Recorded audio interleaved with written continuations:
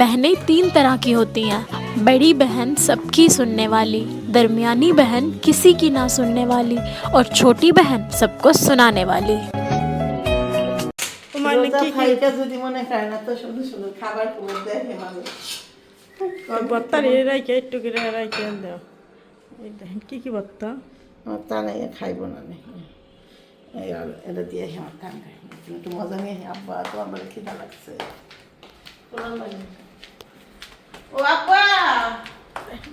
নাটক কি দেখছেন আব্বা দেখেন দেখেন ও আব্বা তোমার বলে অনেক ক্ষুধা লাগছে শুয়ে ক্লান্ত হয়ে গেছে আব্বা ও আব্বা সত্যি ক্লান্ত হয়ে গেছে তোমার হাত দাও বা হাত দাও।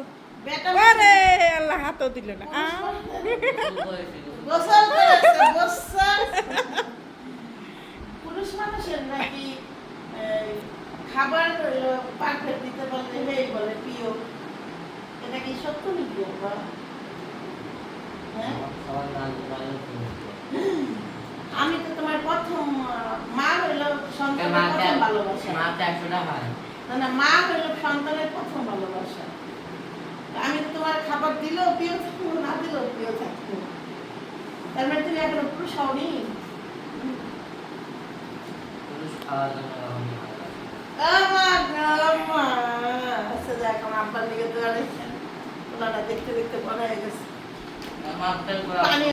ছেলেকে নিয়ে কিছু কথা বলবো ছেলে মেয়ে সবাইকে নিয়ে উভয় পক্ষে দুজনকে নিয়ে কথা বলবো তো আমি আজকে যে কথাটা বলবো সেটা হয়তো বা আপনাদের কাছে কতটুকু রাইট হবে কতটুকু গ্রহণযোগ্য হবে আমি জানি না এবং গ্রহণযোগ্য নাও হইতে পারে আমি আসলে ওরকম পারফেক্ট কথা বলতেও পারি না ওইভাবে গুছিয়ে কথা বলতেও পারি না ঠিকভাবে তো কথাই বলতে পারি না তো আমি বলবো এই কথাটা আমি হলো আজকে বুড়িটা রান্না কিভাবে করি ওটাও শেয়ার করবো আর কটা কথা বলবো দেখেন আমি আমার সন্তানকে যখন খাবারটা দিলাম তখন কিন্তু আমি চাইলে স্বাভাবিকভাবেও দিতে পারতাম আমি কি করলাম বলেন তো একটু এখান থেকেই আপনাদের কাছেই বলে আমি একটু ঢং করতে করতে যাই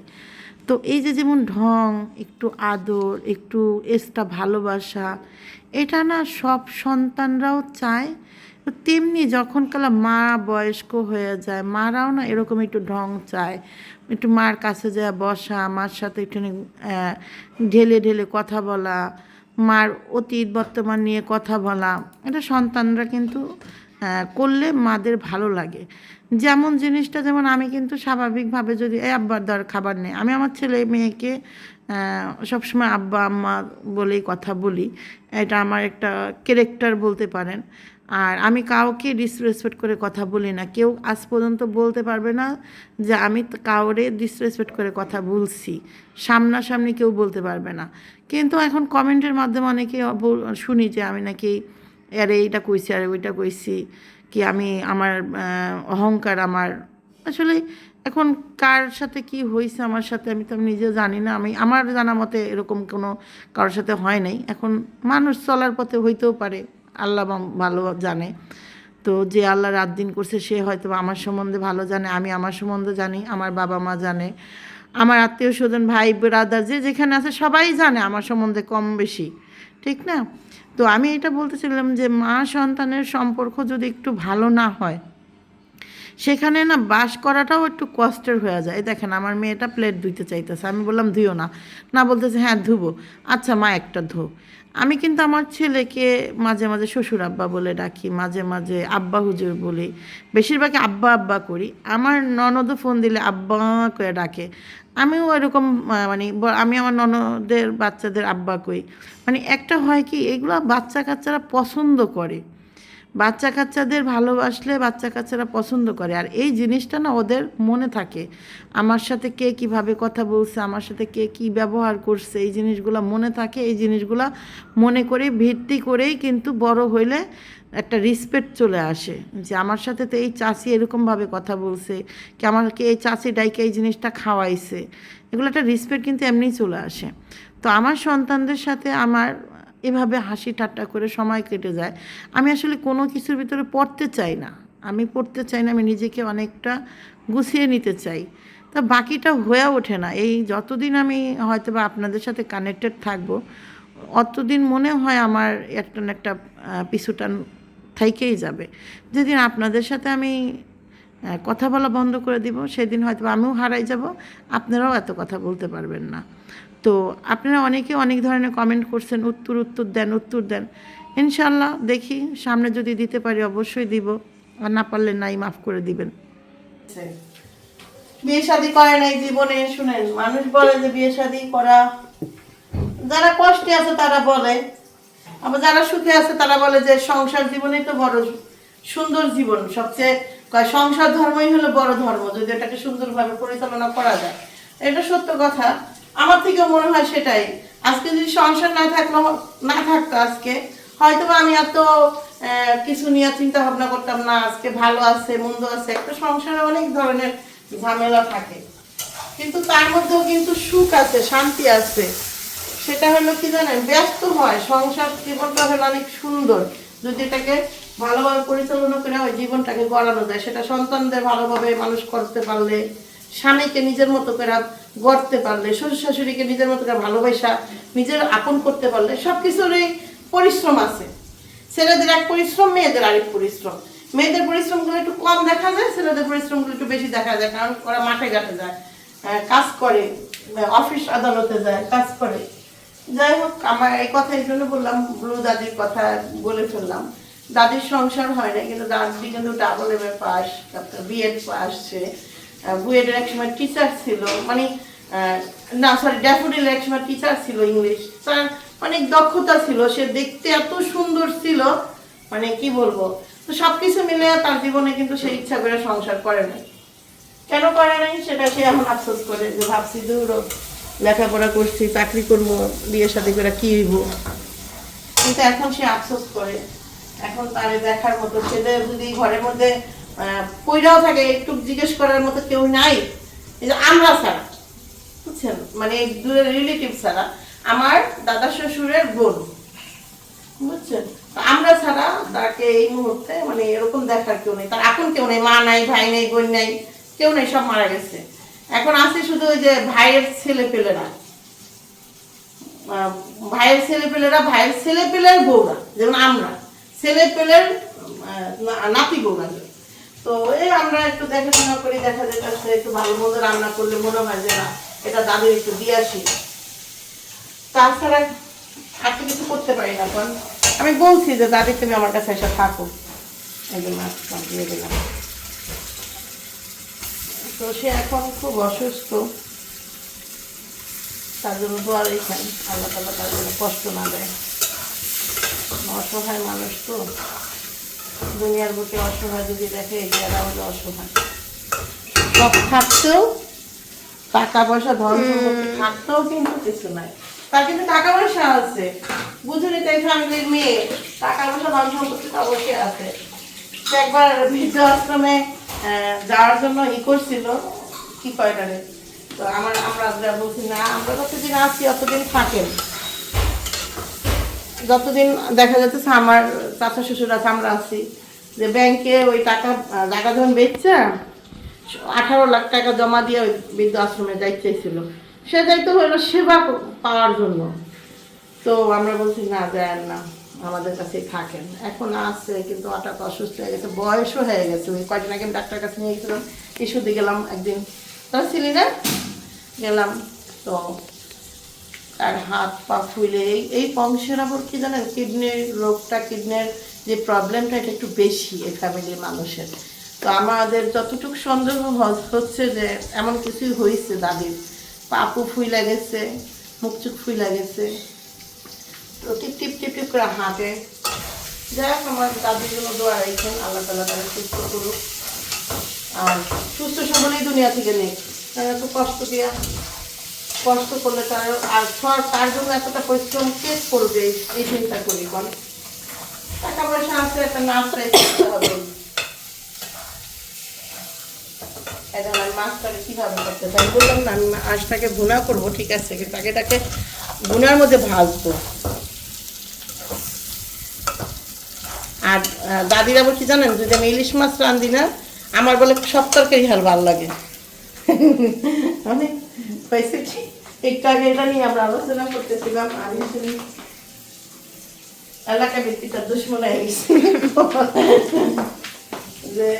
আমি রান্না ঠিকই খাই চাটি ফুটে আর কিন্তু বাড়িতে সুন্দর করে রান্না এটা কি জানেন এটা আমাদেরও ক্ষেত্রে হইতো মাথা চিরা রান্না ওইটা ঠিক যায় খাইতাম মা রান্না এটা ভালো লাগতো না যে কইতাম যে পরের বাড়ি পিঠা খেতে লাগে মিঠা নিজের বাড়ি পিঠা লাগে তিতা তিতা তো এটা হলো বাস্তবতা বুঝছেন মানে অন্য জায়গা থেকে একটু শাক ভাজি দিব সেটা কিন্তু অনেক টেস্টি কিন্তু নিজের মা এত যত্ন করে রান্না সেটা টেস্টি হয় না এটা হয়ে যায় হাফ সেন্স মুখ সেন্স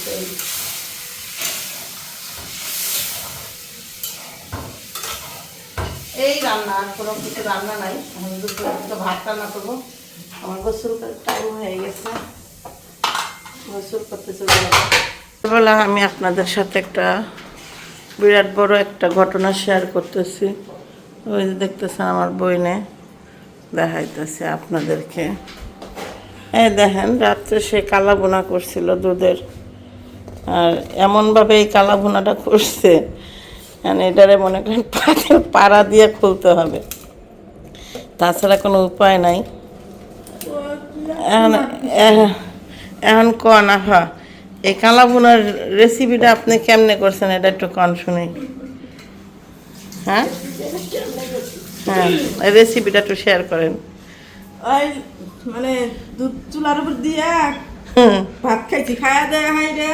মনে করছি যে চুলা পানি নিবাই দিছি তাহলে দুধটা ভালো করে ডাইকা থুয়ে যায় আমার চুলারা ডাইকা থুয়ে গেছে আমি তো আর জানি না যে চুলা জ্বালাই নাই আমি নিবাই নাই পরে যে আমি শুইছি বারোটার সময় মনে হয় তোমার জিগাইছে দেখা যায় মানে কয় ঘন্টা লাগছে আপনি কালা বোনাস 3 ঘন্টা তাহলে পারে 3 ঘন্টা লাগছে না সময়টা একটু বেশি লেগে গেছে দাঁড়ান 1 মিনিট খুললেন না এটা পাড়াটা খুললেন পারা দেখলেন কি রাখতে রাখতে এটা পাড়া দিয়ে খুলে না হেন এটা একটা আপনার ভাই দেখতে চাইতেছে জানতে চাইতেছে এটা কেমনে এই কালা বোনা হয়েছে জান আপনি বাড়ির কাছে একেবারে আপনার ভাই জানতে চাইছে যে সব কালা বোনা তুই তার বইনে করতে শিখছিস এই রেসিপি কো আমার সবাই যদি জানে তাহলে কি আমার বাড়ি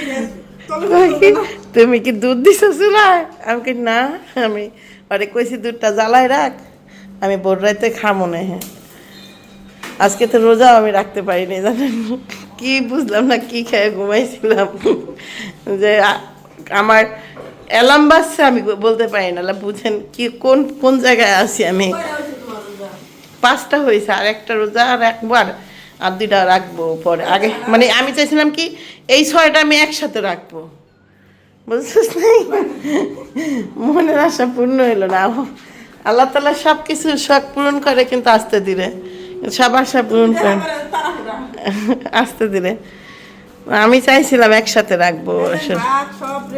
এই যে আমি ভাত খাবো সেগুলো আমি কইছি তুই ফ্রিজে থিয়ে দে আমি পরে ওভেনে গরম করে খাবো সুন্দরকে ডিম দিয়ে ভাইজা ফেলগা সকালবেলার দেখাইলাম আপনাদেরকে আচ্ছা এরপরে তোর ভাইয়ারে কইছে তুই এই রেসিপিটা করতে পাইছস করতে শিখছস এইসব রেসিপি তারা কইছে যে তারা এইসব বোনেরা রেসিপি করতে শিখছস আমার কবি কালা বানাইবো ও খিচুড়ি বুনা বানাইবো আমার ভাগ্নি যেরকম ছোট পাতিলের মধ্যে রান্না গেছে বিরাট হয়ে গেছে খিচুড়ি আচ্ছা সকালে তা আবার আরেকটা ভুল করছি সকালবেলা তা বিয়ার স্কুল হইলো 8টা বাজে কিন্তু 7:30 বাজে আমার মায়েরা দিয়ে আইছে তারা সব কই পাস মানে হয়েছে কি বলছে মিটিং দেখে যে 7:30 বাজে মানে এখন এই সপ্তাহ না সামনের সপ্তাহ আল্লাহ জানে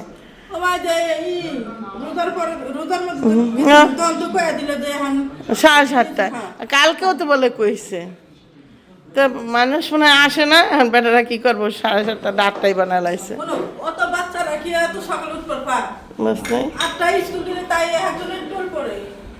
আল্লাহ জানে আইসা কইলো যে কইতে এসব ইনফরমেশন পাস কত তারা আমি কইছি এই যে আমরা হলো সকালবেলা ভাত বাছতেছি, খালা আজকে নাই তো আমরা দুই বোনে হলো রেসিপি তৈরি করতেছি একটার পর একটা। এখন আছে ফ্রাইড রাইস, এখন হবে হলো খিচুড়ি। বেশি দিস না, আর একটু দে, আর অল্প। নেবো খিচুড়ি। আমার নাইরাই খিচুড়ি দেবে কালারফুল কর।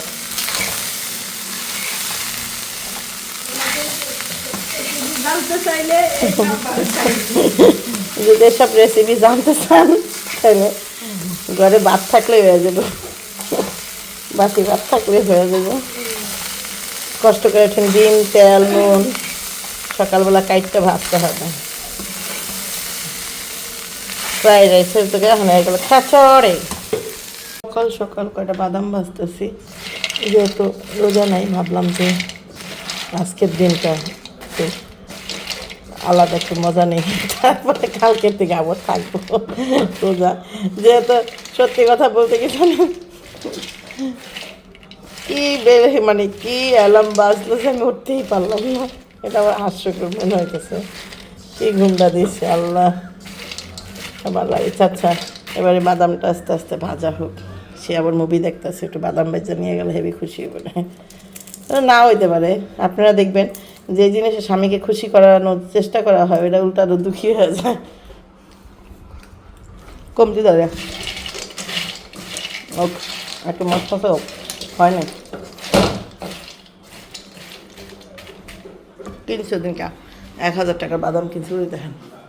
বস্তা করে খেয়ে দিছি। তো এই যে সে আজকে বাসায়, সে বাসায় না, সরি আমি আজকে তাড়াতাড়ি উঠছি। আমার মনে হয়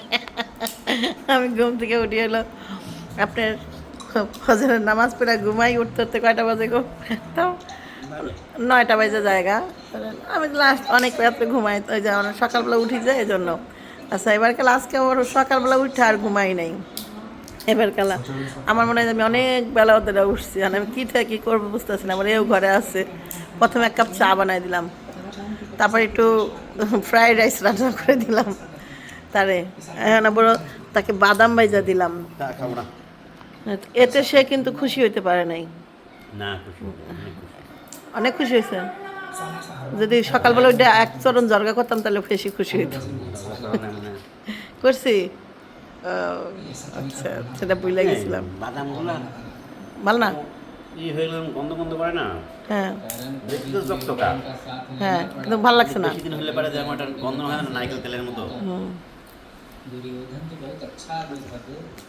जिसने भी लिखा है बहुत प्यारा लिखा है कि